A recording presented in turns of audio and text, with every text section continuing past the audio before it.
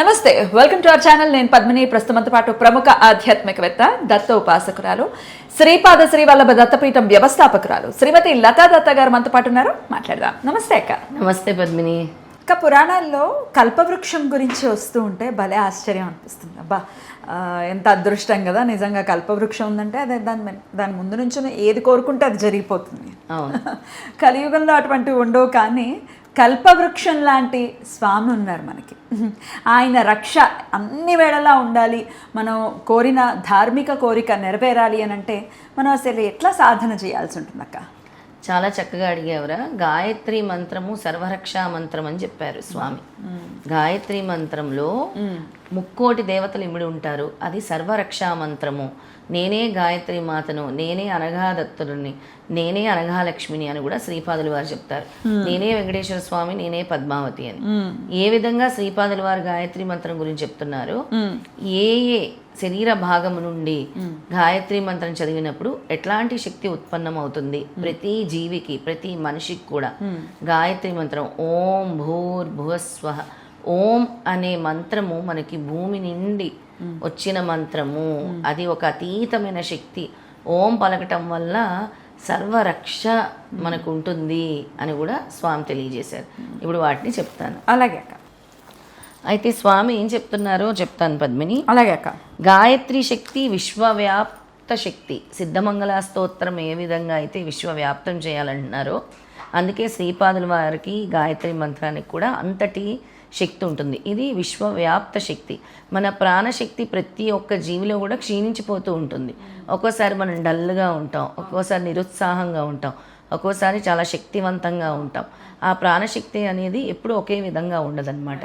అందుకే సాధన చేసే వాళ్ళల్లో ఆ తేజస్సు కనబడుతూ ఉంటుంది, అన్నీ కనబడుతూ ఉంటుంది అనమాట. చాలా అది ఒక టైప్ ఆఫ్ ఆరాలో ఉంటారు. అది మనం ఫీల్ అవ్వగలం. ఈ పర్సన్ ఏదో చాలా పాజిటివ్ అని అనిపిస్తుంది. దైవత్వం నిమిడి ఉంటుంది అనమాట. అలా స్వామి చెప్తున్నారు. ఇది విశ్వవ్యాప్తికి సంబంధించిందనమాట. సూక్ష్మ అంటే దీనివల్ల భౌతికము, మానసికము, ఆత్మకు సంబంధించిన క్షేత్రము లోని అన్ని సంపదలు కూడా కలుగుతాయి. మన ఆత్మని కూడా క్లెన్స్ చేస్తుంది అని చెప్పారు. అయితే ఇవి అన్నీ కూడా మనకి 24 గ్రంథులతో ముడిపడి ఉంటాయి. అందుకే 24 బీజాక్షరాలు, 24 బీజాక్షరాలు. అయితే దీన్ని ఉచ్చరించినప్పుడు శిరస్సు పైన మనం ఎప్పుడైతే గాయత్రి మంత్రం నిత్యం చేస్తామో అక్కడ 6 అంగుళాలు అంటే 6 అంగుళాల పైన వరకు కూడా శక్తి మనకి పాస్ అవుతూ ఉంటుందన్నమాట బాడీకి. ఎవరైతే దీన్ని ఎక్కువగా స్పిరిచువల్లో ఇన్వాల్వ్ అవుతారో వాళ్ళకే చక్కగా అర్థమవుతుందన్నమాట. ఖచ్చితంగా. అయితే ఓం అనేది మన శిరస్సు పైన యాక్టివేట్ చేస్తుంది. భూ అనేది కుడి కన్నుకు సంబంధించింది. భువ అనేది మన త్రినేత్రము పైన ఉంటుంది. మన త్రినేత్రం అంటే ఇక్కడ ఆజ్ఞాచక్రం.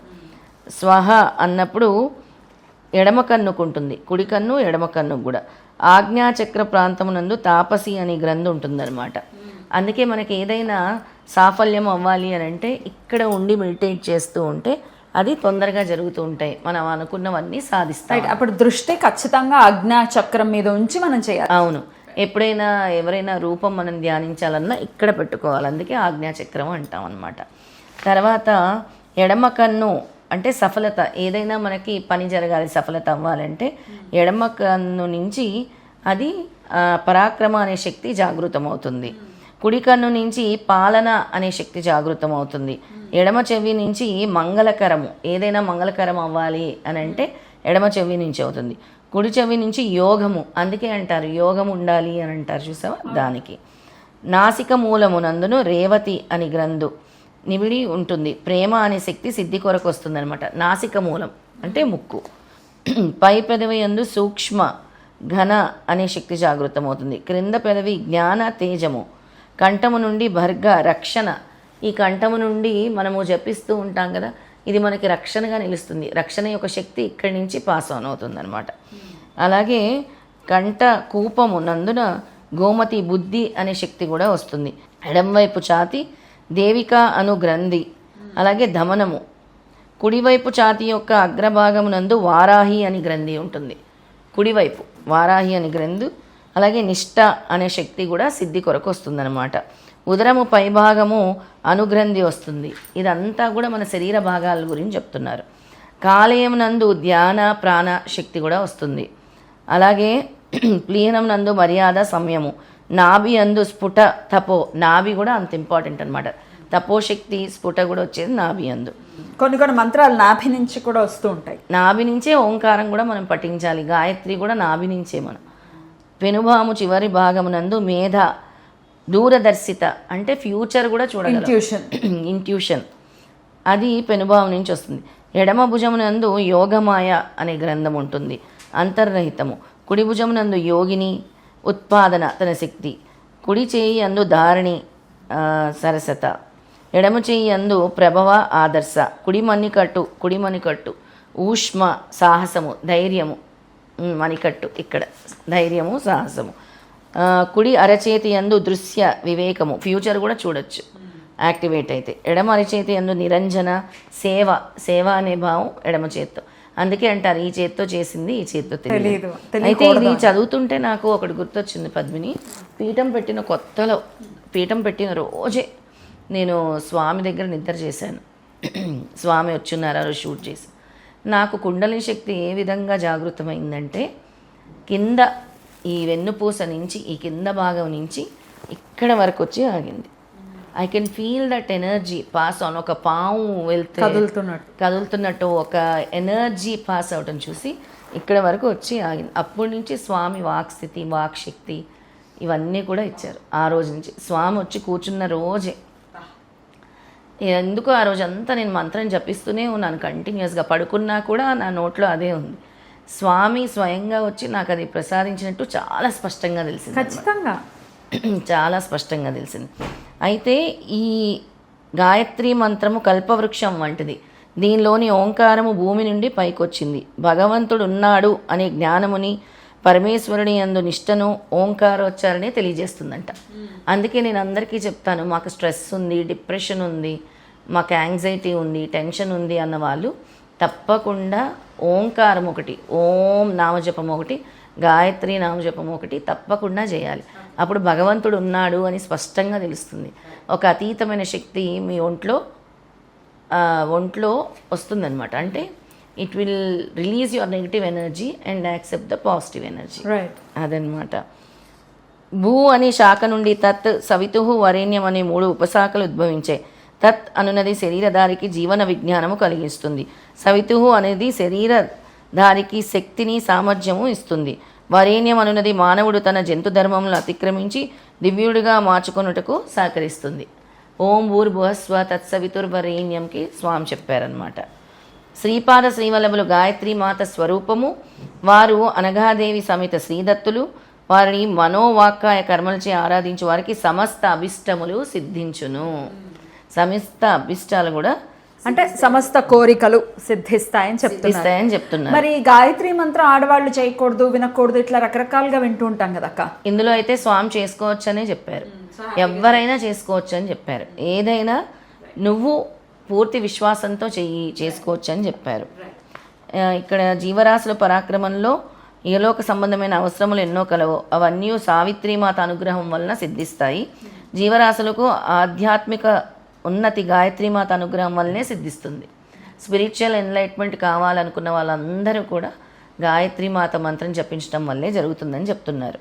అంటే నువ్వు అడిగిన క్వశ్చన్కి స్వామి చెప్పింది నేను ఆన్సర్ చెప్తున్నాను. ఇహలోకమునందు సకల సుఖభోగములు అనుభవించుటకును, పరలోకమునందు విముక్త స్థితి యందు దివ్యానందమును అనుభవించుటకు సమన్వయము కావలసి ఉన్నది. శ్రీపాదులు శ్రీ చరణాశ్రితులకు ఇహపర లాభములు రెండునూ సిద్ధించును. శ్రీపాదుల్ని ఆరాధించే వరకు ఇహపర సుఖము, భౌతిక సుఖం అన్ని సుఖాలు కూడా స్వామిస్తారు. తక్కిన దేవతారాధనలకు శ్రీ దత్తారాధనకు మనకు గల వ్యత్యాసము ఇదే. అది స్వామి చెప్పారు. ఇంతటితో ఇంకా చెప్పారు, భగవంతుని అవతారం వచ్చినదే భక్తుల కొరకు. మానవ రూపం ధరించి వచ్చినప్పుడు ఉత్కృష్ట మానవుడు ఏ విధంగా ఉండవలనో ఆచరించి బోధించాలి. సాక్షాత్ అవతార పురుషునికి గురువు కాగల యోగ్యత కోటిలో ఒకరికి ఉంటుంది. అలాంటి అవతార పురుషుడు జన్మించిన వంశంలో 80 తరముల వారు అవతరించెదరు. ఆ వంశమునందు విశేష పుణ్యము రాసులు రాసులుగా పడి ఉండును. అదేవిధంగా అవతార పురుషునకు గురువుగా నుండి వ్యక్తి వంశము కూడా పరమ పవిత్రముగా ఉంటుంది. అదే శ్రీపాద శ్రీవల్లభులో జన్మము. నువ్వు కూడా ఎన్నో జన్మల అదృష్టం చేసావు కాబట్టి ఆయన కుటుంబంలోని వంశీకురాలు అయ్యావు, నీకోసమే ఈ లైన్ చదివాను. నీకోసం 80 తరాలని చెప్తున్నాను. 80 తరాలా? అయితే మేము ఉన్నట్టేనా? నీ కొడుకు కూడా మహజ్జాతకుడు అవుతాడు, అగస్త్యుడు. అందరి సమక్షంలో చెప్తున్నాను. స్వామి చదివిన తర్వాత ఎందుకో నా నోటి నుంచి ఆ వాక్యం వచ్చింది. ఆ వంశంలో అలా తెలివైన వారు ఒక్కొక్క జనరేషన్, ఒక 3 జనరేషన్స్ తర్వాత ఒక తెలివైన వాడు అంటే ప్రపంచానికి జ్ఞానాన్ని అందించే వాళ్ళు కూడా జన్మిస్తూ ఉంటారు. అలాగే అగస్త్యుడని పేరు పెట్టుకొని నీ కొడుకు కూడా 10 మందికి ఉపయోగపడుతూ ధర్మ మార్గంలో నడుచుకుంటారు. మీ ఆశీర్వాద బలం మొదట ఫస్ట్ చెప్పిందే మీకు. అవును, ఫస్ట్ దత్తుడు పుట్టేస్తాడు అని అన్నారు. దత్తుడే వచ్చేసాడు. మళ్ళీ ఇంకో ఈ బ్యూటిఫుల్ బ్లెస్సింగ్ ఇచ్చారు. You made my day. అద్భుతం అక్క, థ్యాంక్ యూ. అయితే గాయత్రి మంత్రం విశిష్టత ఇది. ఖచ్చితంగా చేయటం అనేది మొదలు పెడితే వినటం అట్లీస్ట్ గ్రంథులు నాడులు యాక్టివేట్ అయిపోతాయి, కుండలిని శక్తి జాగృతం అవుతుంది. సిద్ధమంగళ స్తోత్రం చేసినందుకే నాకు కుండలిని శక్తి జాగృతమైంది. 108 ఇళ్లలో చేయగానే స్వామి పీఠము శక్తి జాగృతమైంది. గాయత్రి మంత్రం ఎంత పవరో సిద్ధమంగళ స్తోత్రం అంతే పవర్ అని స్వామి చెప్తున్నారు. రెండిట్లోని సేమ్ శక్తి. యా, అయినప్పటికీ ఇప్పుడు మీరు ఇంత వివరంగా స్వామి చెప్పిందే చెప్తూ ఉన్నారు. అయినప్పటికీ ఒకవేళ అమ్మో మాకు భయం అండి, ఓం అనేది కూడా మేము ఉచ్చరించరు, ఆడవాళ్ళు ఓం అనకూడదు కదా అని ఎవరో చెప్పారండి, ఇది బాగా నాటుకుపోయింది అక్క. లేదు, అది పోవట్లేదు అనుకున్నప్పుడు సిద్ధమంగళ స్తోత్రాన్ని పట్టుకోవచ్చు. ఋషిపత్నిలు ఉండేవారు, వాళ్ళు ఎంతో చక్కగా మంత్రాలు జపించేవారు, ఓం చేసేవారు, గాయత్రిని జపించేవారు. ఇక్కడ నియమ నిబంధనలు అనేవి ప్రతి ఒక్క స్త్రీ పాటిస్తే తప్పకుండా చేసుకోవచ్చు. ఎందుకంటే అశుద్ధంగా చేయకూడదు, అపవిత్రంగా చేయకూడదు, కాబట్టి ఇలా ఆడవాళ్ళు చేయకూడదు అనేది బాగా వ్యాప్తి చెందిపోయింది అనమాట. అది కాదు, చేసుకోవచ్చు. శుచి శుభ్రత పాటిస్తూ నీకు ఎప్పుడైతే కుదరదో ఆ రోజు దూరంగా ఉంటూ తర్వాత నీ సాధన నువ్వు చేసుకోవచ్చు అని భగవంతుడు చెప్పాడు. అద్భుతం అక్క, చాలా చక్కగా వివరించారు. కృతజ్ఞతలక్క. నమస్తే. జయ గురుదత్త. జయ గురుదత్త.